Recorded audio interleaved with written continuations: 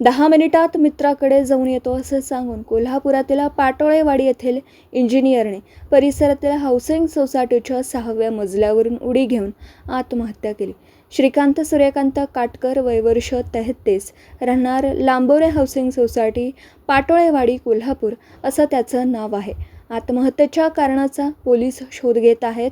शाहूपुरी पोलिसांनी सांगितलं की पाटोळेवाडी परिसरातील लांबोरे हाऊसिंग सोसायटीत वन विभागातून निवृत्त झालेले अधिकारी सूर्यकांत काटकर मुलगा आणि सुनेसह राहतात। 4 ते 5 वर्षांपूर्वी त्यांच्या पत्नीचा मृत्यू झाला। श्रीकांत इंजिनियर असून सरकारी कंत्राटदार होते।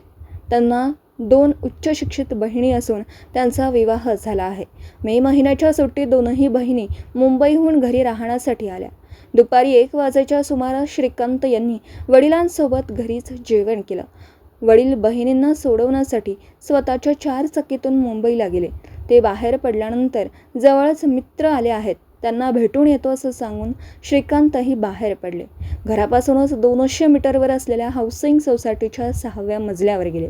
तेथून थेट त्यांनी अपार्टमेंटच्या बाजूला असलेल्या मोकळ्या जागेत उडी घेतली। तिथेच त्यांचा मृत्यू झाला।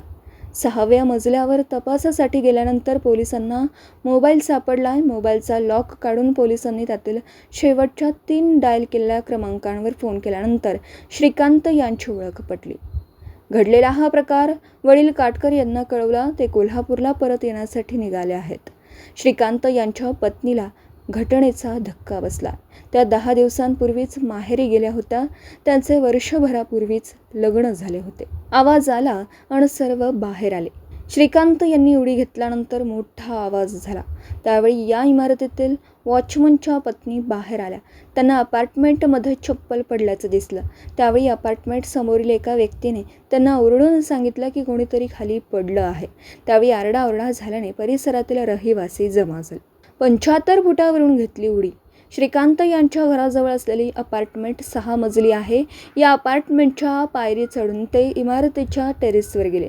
तेथून उजव्या बाजूला मोकळी जागा आहे। सुमारे 75 फूट उंच असलेल्या या अपार्टमेंटच्या टेरेसवरून त्यांनी उडी घेतली।